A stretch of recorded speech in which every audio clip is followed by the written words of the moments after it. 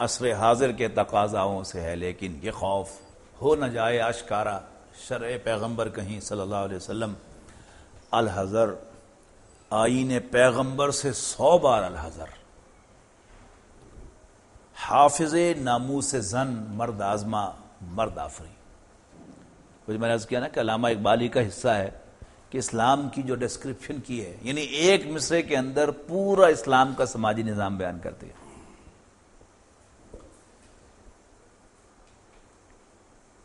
اللہ کی پناہ آئین پیغمبر سے صلی اللہ علیہ وسلم کہ جس کی شان کیا ہے؟ حافظ ناموس زن، جو عورت کی عزت کا محافظ ہے، مرد آزما،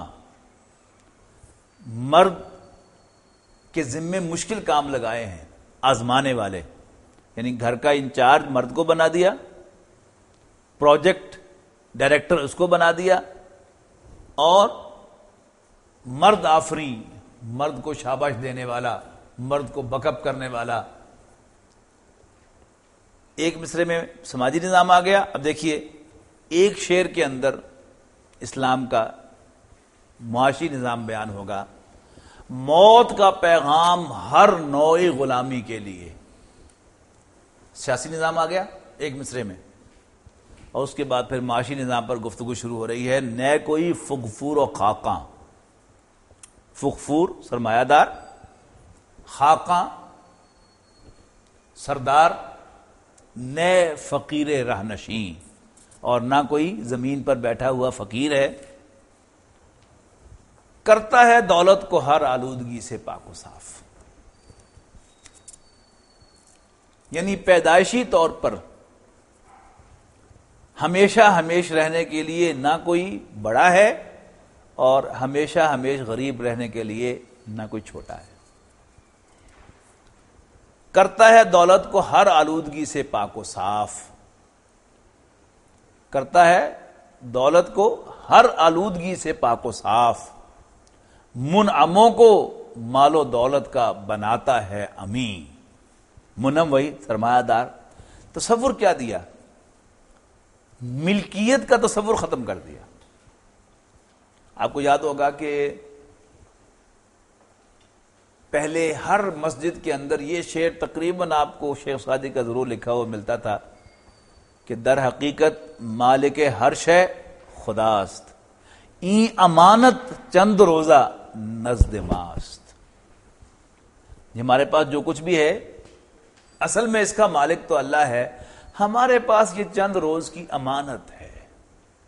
یعنی پورا جو پروپرائٹری شپ کا تصور تھا اس کے اندر انقلاب ہے۔ اسلام کے تصور کے اندر کوئی کسی چیز کا مالک نہیں، یعنی سرمایہ دارانہ نظام وہ ایبسولوٹ ملکیت کا قائل ہے، کمیونزم جو ہے وہ اجتماعی ملکیت کا قائل ہے، جبکہ اسلام انسانوں کی ملکیت کی نفی کرتا ہے۔ اس سے کیا ہو گیا؟ دولت آلودگی سے پاک ہو گئی۔ دولت کے اندر جو گندگی پیدا ہوتی ہے وہ کس سے پیدا ہوتی ہے؟ انسان کی یہ فیلنگ کہ یہ میری شے ہے، اٹ بلانگس ٹو می۔ نو، پاک کیسے ہو جاتی ہے؟ جب انسان یہ تصور کرتا ہے کہ اٹ بلانگس ٹو اللہ، یہ اللہ نے مجھے عطا کی ہے میرا امتحان لینے کے لیے، ٹو سی کہ میں اسے کیسے استعمال کرتا ہوں۔ تو کرتا ہے دولت کو ہر آلودگی سے پاک و صاف، منعموں کو مال و دولت کا بناتا ہے امین۔ اس سے بڑھ کر اور کیا فکر و عمل کا انقلاب، اس سے بڑھ کر اور کیا فکر و عمل کا انقلاب؟ بادشاہوں کی نہیں، اللہ کی ہے یہ زمین۔ یعنی سرمایہ دار کو بھی یہ بتا دیا کہ یہ تیرا مال نہیں ہے، اور بادشاہ کو بھی یہ واضح طور پر اسلام بتاتا ہے کہ یہ زمین تمہاری نہیں ہے، doesn't belong to you، اللہ کی زمین ہے، تم اس کے خلیفہ بن سکتے ہو، اس کے احکام کی یہاں پر تنفیذ کر سکتے ہو، تو پھر تمہیں یہاں پر حکومت کرنے کا اختیار ہے اس کے خلیفے کے طور پر، لیکن بادشاہ کی حیثیت سے نہیں۔ اس سے بڑھ کر اور کیا فکر و عمل کا انقلاب؟ بادشاہوں کی نہیں، اللہ کی ہے یہ زمین۔ چشم عالم سے رہے پوشیدہ یہ آئیں تو خوب۔ کون کہہ رہا ہے؟ یہ ابلیس اب اپنے مشیروں کو یہ انسٹرکشن دے رہا ہے. چشم عالم سے رہے پوشیدہ یہ آئیں تو خوب، یہ غنیمت ہے کہ خود مومن محروم یقین. بڑی زبردست بات کہی ہے کہ پازیٹو بات ہمارے لیے کیا ہے کہ خود بندہ مومن کو، مسلمان کو بھی اس بات کا یقین نہیں ہے، تو اس بے یقینی کو کیش کر لو. چشم عالم سے رہے پوشیدہ یہ آئیں تو خوب، یہ غنیمت ہے کہ خود مومن ہے محروم یقین ہے، یہی بہتر الہیات میں الجھا رہے. الہیات علم کلام، تھیولوجی، یہ کتاب اللہ کی تعویلات میں الجھا رہے، یعنی کتاب اللہ کی انٹرپریٹیشن، تعویل انٹرپریٹیشن، یعنی بحثیں ہوتی رہیں کہ یہ اس آیت کا مطلب یہ ہے کہ یہ ہے، تفسیری نقطہ نگاہ سے یہ کب نازل ہوئی تھی اور وہ کب نازل ہوئی تھی، اس بحث میں پڑھ کے سارا وقت اس کے علماء ضائع کر دیں. لیکن وہ انقلاب کے جس سے وہ اسلام کی تعلیمات جو ہیں بالفعل دنیا میں رائج ہو جائیں، وہ انقلاب جو ہے وہ اس کے ذہنوں سے نکل جائے. وہ پہلے کہا نا وہ جہاد، یہ سپاہی نہ بنے. چشم عالم سے رہے پوشیدہ یہ آئیں تو خوب، یہ غنیمت ہے کہ خود مومن ہے محروم یقین ہے، یہی بہتر الہیات میں الجھا رہے، یہ کتاب اللہ کی تعویلات میں الجھا رہے. تو اسی کو کنٹینیوشن ہے یہ تیسرا حصہ بھی. توڑ ڈالیں جس کی تکبیریں طلسم شش جہات، طلسم کہتے ہیں جادو کو، شش کے معنی 6، جہاد کے معنی ڈائمینشنز. 6 ڈائمینشنل جو سپیس ہے، یعنی آگے پیچھے دائیں بائیں اوپر نیچے، 6 ڈائمینشنز ہو گئی نا.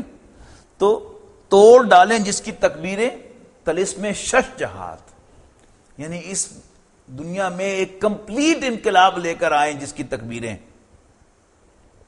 ہو نہ روشن اس خدا اندیش کی تاریک رات. کولونیل رول جو دنیا میں قائم تھا، اس کو ختم نہ ہونے دینا. یہ مومن کی راتیں تاریک کی تاریک ہی رہیں، مومن کو آزاد نہ ہونے دینا. یہ اپنی 2 وقت کی روٹی کی فکر میں اور غلامی اور چاکری میں لگا رہے، لیکن اس کی تاریک رات جو ہے وہ کبھی روشن نہ ہو، تو اس میں ہمارا ایجنڈا جو ہے وہ ٹھیک کام کرتا رہے گا. توڑ ڈالیں جس کی تکبیریں، یعنی ایک تکبیر ہے جس کو علامہ اقبال نے ان کی وہ 2 خوبصورت جو رباعیاں ہیں کہ یا وسعت افلاک میں تکبیر مسلسل، یا خاک کی آغوش میں تسبیح و مناجات. اللہ اکبر تکبیر ہے نا، یہ نماز کا بھی جزو لا ینفک ہے. اس کی اذان میں بھی تکبیریں ہیں، بار بار 6 دفعہ تکبیر ہوتی ہے نماز میں اللہ اکبر، اور ایک رکعت میں 6 دفعہ اللہ اکبر کہا جاتا ہے. لیکن یہ جو نماز والی تکبیر ہے یہ سیٹنک نقطہ نگاہ سے اتنا میٹر نہیں کرتی. علامہ اقبال کے فکر کا ایک مختلف جز ہے، مستقل جز ہے کہ وہ تکبیر کے جو دنیا کو ہلا کر رکھ دے وہ تکبیر نہ اسے کہنے دو. وہ کس کی ہوتی ہے؟ وہ مجاہد کی ہوتی ہے. آپ مسجد میں پاورفل لاؤڈ سپیکر پر اذان دیں، کیا مغرب اس سے ہلتا ہے؟ آپ دن رات نمازیں پڑھتے رہیں، آپ کی مسجدیں بھر جائیں، 50-50 لاکھ کے مجمع جو ہیں وہ نمازوں اور اجتماعات کے ہو جائیں، اس سے ویسٹ ہلتا ہے؟ نہیں. 4 چھوکرے نکل کر وہ میدان میں آ کر نعرہ تکبیر لگائیں، لیکن گیونگ اے میسج کہ ہم نظام بدلیں گے، تو اس کی خبر وائٹ ہاؤس تک پہنچتی ہے. یس، یعنی توڑ ڈالیں جس کی تکبیریں طلسم شش جہات، ہو نہ روشن اس خدا اندیش کی تاریک رات. ابن مریم مر گیا یا زندہ جاوید ہے، ہیں صفات ذات حق، حق سے جدا یا عین ذات. اب مسلمانوں کے جو مسائل، کلامی مسائل جس پر مسلمان علماء بحث کرتے رہے، وہ اس طرح کے تھے. مثلا پہلا کہا ہے ابن مریم مر گیا یا زندہ جاوید ہے. مرزا غلام احمد قادیانی نے اپنی ساری دکان کس سے چمکائی؟ لو جی، عیسائیوں کا نبی جو ہے وہ تو آسمانوں پر زندہ ہے اور ہمارے نبی جو ہیں وہ مر کے زمین میں دفن ہو گئے. یہ کیسے ہو سکتا ہے؟ لہذا ایک نئی بحث چھوڑ دی کہ حضرت عیسیٰ علیہ السلام بھی مر گئے تھے اور جا کے کشمیر میں دفن ہو گئے تھے. تو ابن مریم مر گیا یا زندہ جاوید ہے؟ ہیں صفات ذات حق، حق سے جدا یا عین ذات. یہ بھی ایک علم کلام کا مسئلہ ہے کہ اللہ تعالیٰ کی صفات عین ذات ہیں یا غیر ذات ہیں. ایک علمی بحث ہے. آنے والے سے مسیح ناصری مقصود ہے کہ وہ جو احادیث میں ذکر آیا ہے کہ حضرت مسیح علیہ السلام تشریف لائیں گے، کیا حضرت عیسیٰ علیہ السلام خود ہی ہوں گے یا کوئی مسایہ ہوگا نوع انسانی کے لیے، اس کا نجات، مسیح کہتے ہیں نجات دہندہ کو، یا کوئی مسایہ ہوگا؟ آنے والے سے مسیح ناصری مقصود ہے یا مجدد جس میں ہو فرزند مریم کے صفات ہیں، کلام اللہ کے الفاظ حادث یا قدیم. یہ بھی ایک علمی بحث ہے. امت مرحوم کی ہے کس عقیدے میں نجات؟ کیا مسلمان کے لیے کافی نہیں اس دور میں؟ یہ الہیات کے ترشے ہوئے لات و منات، یعنی یہ جو علم کلام کے یہ مسائل ہیں، اس کو علامہ اقبال نے بتوں سے تعبیر کیا ہے. جیسے بتوں کی پرستش میں اگر انسان لگ جاتا ہے تو پھر اللہ کو بیچ میں سے نکال دیتا ہے، بھول جاتا ہے، اللہ کی کوئی حیثیت باقی نہیں رہتی. حالانکہ ٹو سٹارٹ ود وہ بت جو ہیں وہ اللہ ہی کے شریک ہوتے ہیں، لیکن پھر شریک ہی سب کچھ ہو جاتے ہیں، اللہ آؤٹ ہو جاتا ہے. اسی طرح یہ جو علمی کلام کی بحثیں ہیں اور یہ فضول نکتے ہیں، یہ ایسے ہی ہیں جیسے لات و منات کے بت ہیں کہ جن کی پرستش کی جاتی ہے. لہذا کیا کرو تم، یعنی اپنے مشیروں کو انسٹرکشن، اب آخری انسٹرکشنز آ رہی ہیں، تم اسے بیگانہ رکھو عالم کردار سے، تا بساط زندگی میں اس کے سب مورے ہو مات. جب تک مسلمان کے ہاتھ میں قلم میں طاقت ہے اس وقت تو اس سے زیادہ بدماش کوئی نہ ہو، اور جب یہ بوڑھا ہو جائے تو پھر یہ دیندار ہو جائے جب کسی کام کا نہ ہو. بڑا ایک عجیب آپ نے نوٹ کیا ہوگا کہ اکثر جو بیوروکریٹس ہیں، جب ان کے قلم میں طاقت ہوتی ہے، جب ان کی کوئی حیثیت ہوتی ہے تو وہ فرعون ہوتے ہیں، لیکن جب ریٹائر ہوتے ہیں تو تفسیر لکھنا شروع کر دیتے ہیں. تو جب تک جوان ہوں، کچھ کام کر سکتے ہوں، اس وقت تک تو انہیں دین یاد نہ آئے، اور جب ان کی کوئی حیثیت نہ رہے تو پھر انہیں دین یاد آ جائے. تم اسے بیگانہ رکھو عالم کردار سے، تا بساط زندگی میں اس کے سب مورے ہو مات. خیر اسی میں ہے، قیامت تک رہے مومن غلام. یعنی یہ کولونیل رول جو چل رہا ہے، لیٹ اٹ کنٹینیو، چھوڑ کر اوروں کی خاطر یہ جہان بے ثبات. یعنی اب نوٹ کیجئے، علامہ اقبال اس وقت کہہ رہے ہیں کہ ہے خطر مجھ کو کوئی، اگر کوئی تو اس امت سے ہے جس کی خاکستر میں ہے اب تک شرار آرزو. جب تک جس وقت مسلمان کے دوبارہ اٹھنے کا بھی کوئی چانس نظر نہیں آ رہا تھا، آزادی کی بھی کوئی امنگ، کوئی امید نظر نہیں آ رہی تھی. یہ آزادی کی ساری جو موومنٹ شروع ہوئی ہے یہ تو سیکنڈ ورلڈ وار کے بعد ہوئی ہے. لیکن علامہ اقبال نے محسوس کر لیا کہ ویسٹ کو اب اپیرنٹلی خطرہ جو ہے وہ کمیونزم سے محسوس ہو رہا ہے، لیکن ویسٹ کے لیے اصل پرابلم کریٹ کرنے والا جو ہے وہ کون ہے؟ اسلام. اب سامنے آ گئی بات. یعنی جب تک روس کو مارا نہیں تھا امریکہ نے، اس وقت تک اس کے لیے خطرہ کیا تھا؟ روس. اور مسلمانوں سے مدد لے کر اس کو مارا، اور جو ہی وہ مر گیا تو اندر سے وہ شیر برآمد ہو گیا. اور علامہ اقبال نے تو جس طرح پھر اپنی نظموں کے اندر ابھارا ہے مسلمان کو، یہ شیر کا لفظ جو میری زبان پر آیا ہے یہ بھی علامہ اقبال ہی کے اشعار کی روشنی میں آیا ہے. طلوع اسلام میں وہ کہتے ہیں نا کہ اتر کے صحرا سے جس نے روما کی سلطنت کو الٹ دیا تھا، سنا ہے یہ قدسیوں سے میں نے وہ شیر پھر ہوشیار ہوگا. تو علامہ اقبال کا تو یہ ویژن ہے نا.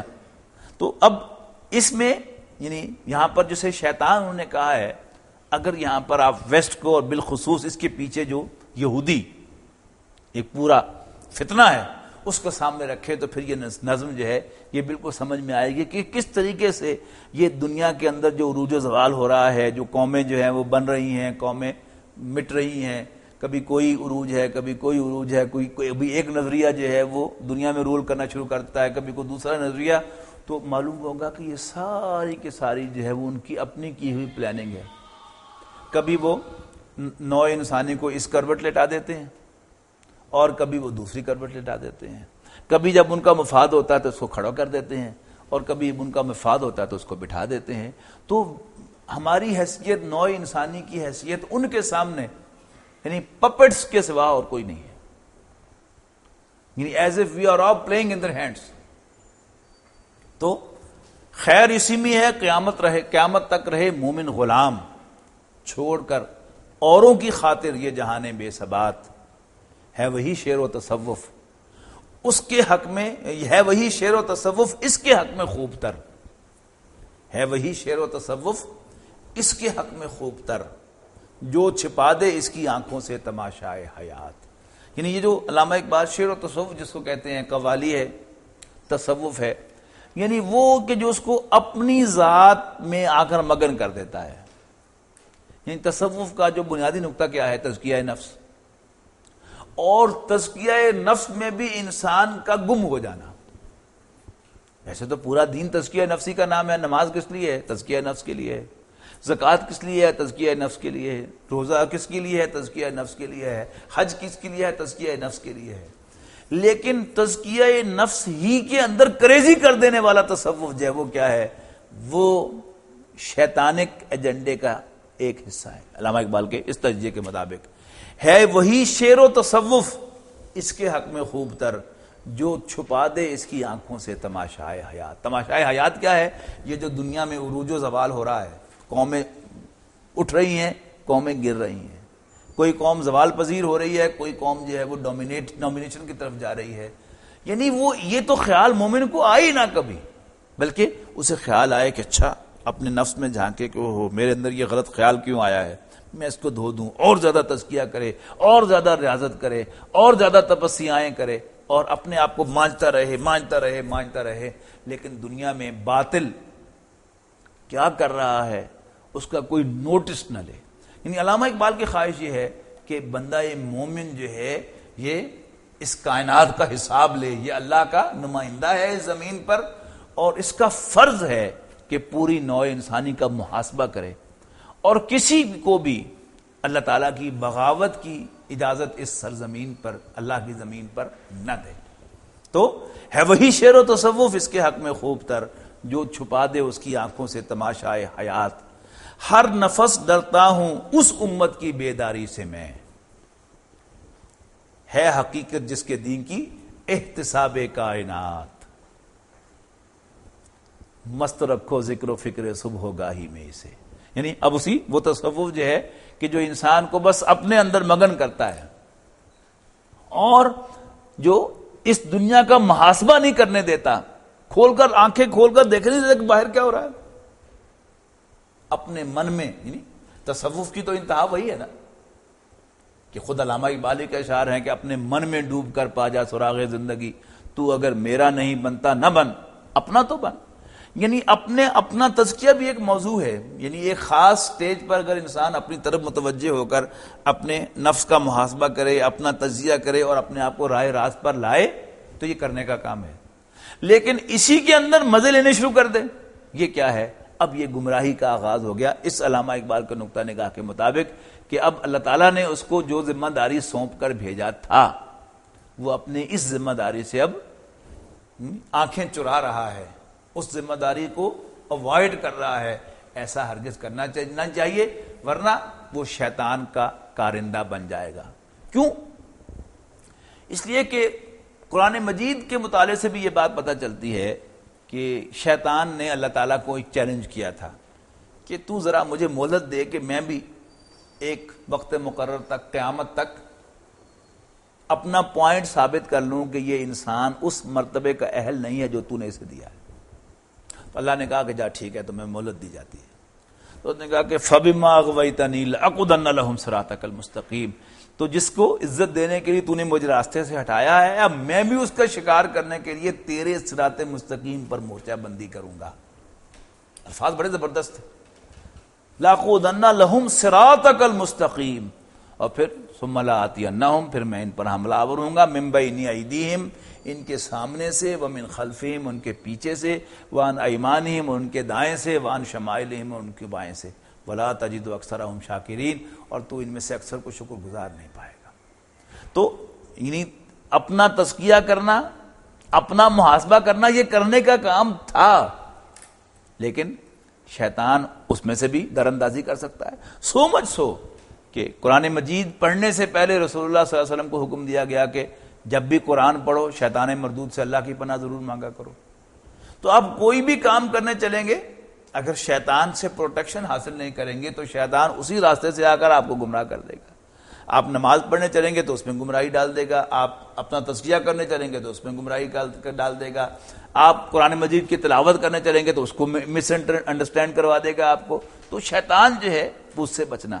تو یہاں آپ جو کنکلوڈ کر رہے ہیں وہ اس بات پر کر رہے ہیں کہ اگر انسان دین کی طرف متوجہ ہو ہی جائے، اوپر کہہ رہے ہیں نا کہ یہ صاحب کردار نہ ہو، یہ ایسے ادھر ادھر الجھا رہے، ہاں if at all he comes to اسلام، تو پھر تم اسے ڈائیورٹ کر دو تصوف کی طرف کہ وہ اپنی ضربیں لگانے میں، اللہ اللہ کرنے میں، اپنا تزکیہ کرنے میں مصروف ہو جائے، اور مجھے کھلا چھوڑے رکھے کہ میں اس دنیا میں جیسے مرضی گل کھیلتا رہوں، ہر نفس ڈرتا ہوں اس امت کی بیداری سے، میں ہے حقیقت جس کے دین کی احتساب کائنات، مست رکھو ذکر و فکرے، صبح ہوگاہی میں اسے پختہ تر کر دو، مزاج خانقاہی میں اسے۔ یعنی حضور صلی اللہ علیہ وسلم اور صحابہ کرام کی سیرت کو جب ہم پڑھتے ہیں تو کیا ان میں تزکیہ نفس نہیں تھا؟ جو تزکیہ نفس ان کا تھا ہم اس کا تصور بھی نہیں کر سکتے، لیکن تزکیہ نفس میں وہ اتنے کریزی نہیں ہوئے کہ وہ خارج میں جو کچھ ہو رہا ہے اس کو بھول جائیں۔